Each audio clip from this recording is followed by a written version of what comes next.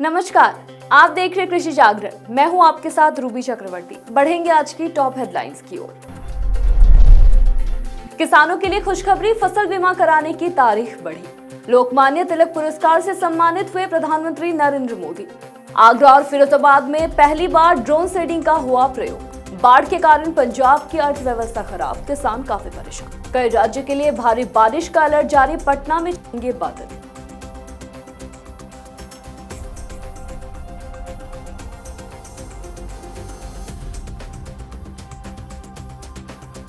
बढ़ेंगे खबरों की ओर।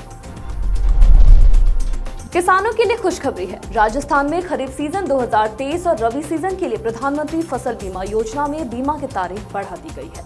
अब गैर ऋणी कृषकों के लिए बीमा करवाने और प्रीमियम जमा करवाने की अंतिम तिथि 5 अगस्त कर दी गई है। वही ऋणी कृषकों के खातों से प्रीमियम डेबिट करने की अंतिम तिथि 10 अगस्त तक बढ़ा दी गई है। अब फसल बीमा करवाने के लिए गैर ऋणी कृषकों को 5 दिन और ऋणी कृषकों को 10 दिन का अतिरिक्त समय मिल गया है। बता दें कि फसल बीमा की अधिसूचना 21 जुलाई को जारी होने के बाद 31 जुलाई बीमा करने की अंतिम तारीख थी, जबकि हजारों किसानों को फसल का बीमा करवाना बाकी था। ऐसे में किसानों को नुकसान होने का डर सता रहा था। अब किसान समय पर फसल बीमा करवा पाएंगे। किसानों को फसल बीमा करवाने के लिए बहुत कम समय दिया गया था। फसल बीमा की अंतिम तिथि बढ़ाने को लेकर पाली पत्रिका में 28 जुलाई को प्रधानमंत्री फसल बीमा का ऑनलाइन पोर्टल बंद और 4 दिन शेष तथा 31 जुलाई को किसानों के सामने संकट के बदला फसल बीमा कराने के लिए कम मिला और साथ ही किसान अभी काफी खुश है। प्रधानमंत्री नरेंद्र मोदी को मंगलवार को पुणे में तिलक स्मारक ट्रस्ट की और लोकमान्य तिलक राष्ट्रीय पुरस्कार से सम्मानित किया गया। खास बात यह रही कि विपक्षी एकता के कवायद और एनसीपी में फूट के बीच शरद पवार भी इस कार्यक्रम का हिस्सा बने और उन्होंने पीएम मोदी के साथ मंच भी साझा किया। इस दौरान दोनों नेताओं ने एक दूसरे का हालचाल भी लिया। हालांकि पुरस्कार ट्रस्ट के मुख्य ट्रस्टी दीपक तिलक के हाथों दिया गया। इस दौरान पीएम मोदी ने अवार्ड की राशि को नमामि गंगे योजना में देने का ऐलान किया। इस मौके पर शरद पवार ने कहा कि शिवाजी महाराज ने अपना साम्राज्य बनाया, लेकिन किसी की जमीन नहीं छीनी। पवार ने आगे कहा कि अब सर्जिकल स्ट्राइक पर चर्चा हो रही है, लेकिन लाल महल पे पहली सर्जिकल स्ट्राइक शिवाजी महाराज के समय में हुई। देश में किसान उन्नत तरीके से खेती कर रहे हैं। योगी सरकार भी किसानों की आय बढ़ाने की हर संभव कोशिश करती है।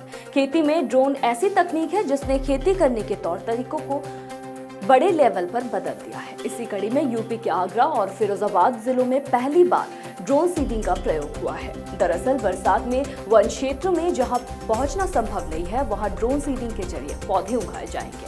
प्रदेश के वन राज्य मंत्री डॉक्टर अरुण कुमार सक्सेना ने कहा कि उन दुर्गम इलाकों में भी इस बार हरियाली के प्रयास किए जा रहे हैं, जहां पर बीज बोना या पौधे रोपना मुश्किल होता है। इसके लिए अत्याधुनिक तकनीक ड्रोन सीडिंग से फिरोजाबाद में यमुना के तहैटी में बिहर क्षेत्र में सीड बॉल की छिड़काव का किया गया है, ताकि क्षेत्र में भी पौधे उग सके। फिरोजाबाद और जलालपुर वन ब्लॉक 5 हेक्टेयर बिहर क्षेत्र में ड्रोन के माध्यम से बीज बुआई का कार्य किया गया। वही ड्रोन की सीडिंग बॉल को जगह जगह पर छोड़ा गया है। इसी क्रम में आगरा के फतेहाबाद स्थित धौरा वन और ब्लॉक में ड्रोन की तकनीक के जरिए 5 हेक्टेयर में बीजारोपण किया गया। वन मंत्री ने बताया कि ड्रोन सीडिंग का कार्य उन वन क्षेत्र में किया जाता है जहां मानव एवं अन्य संसाधनों से बीज बुआई कठिन है।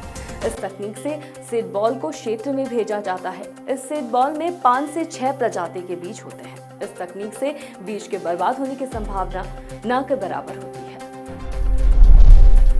भारी बारिश जहां पंजाब की अर्थव्यवस्था को बड़ा धक्का लगा है और पंजाब के गेहूं धान ने पिछले कई दशकों से देश की खाद्य सुरक्षा आवश्यकताओं में लगातार योगदान दिया है, लेकिन इस बारिश से आई बाढ़ और कई जगहों नहरों में आई दरारों के कारण हुए जल भराव से पंजाब के धान किसान संकट में हैं। उनकी 7% खेती पानी में डूब चुकी है।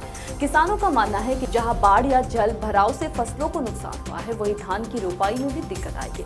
पंजाब में मुख्य तौर पर खरीफ सीजन में चावल, मक्की, गन्ना, नरमा, कपास आदि की खेती होती है और जो हालात बने हुए हैं उसमें पंजाब में धान की फसल की पैदावार गिरने की आशंका, जिसका असर देश में चावल की खपत पर सीधे तौर पर पड़ेगा। गौरतलब है कि 2021 और 22 के खरीफ सीजन में पंजाब ने केंद्रीय पूल में 56.81 मिलियन टन की कुल चावल खरीद में 12.5 मिलियन टन यानी कि 21% से अधिक का योगदान दिया। पंजाब का क्षेत्रफल 50.33 लाख हेक्टेयर है, जिसमें से लगभग 41.27 लाख हेक्टेयर का उपयोग खेती के लिए किया जाता है।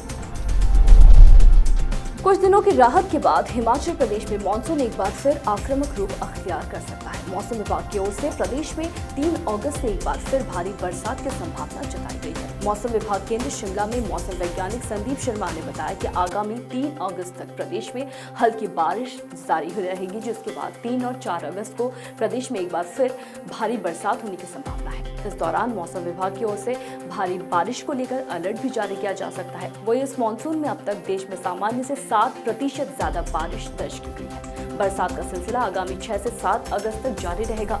अब तक प्रदेश के कई जिलों में सामान्य से 50% से अधिक वर्षा दर्ज की गई है। प्रदेश के किन्नौर जिले में सबसे ज्यादा सामान्य से 100% अधिक बारिश दर्ज की गई है, तो वही जिला लाहौल स्पीति में सबसे कम सामान्य से 2% कम बारिश दर्ज की गई है। मौसम विभाग के मुताबिक अगले 2 दिनों तक मध्य प्रदेश के उत्तरी और पूर्वी जिलों में हल्की से मध्यम बारिश हो सकती है। इसी तरह अगले 3-4 दिनों तक ओडिशा में हल्की से मध्यम स्तर की बारिश हो सकती है। वो छत्तीसगढ़ में भी ठीक ठाक बारिश होने की संभावना जताई गई है।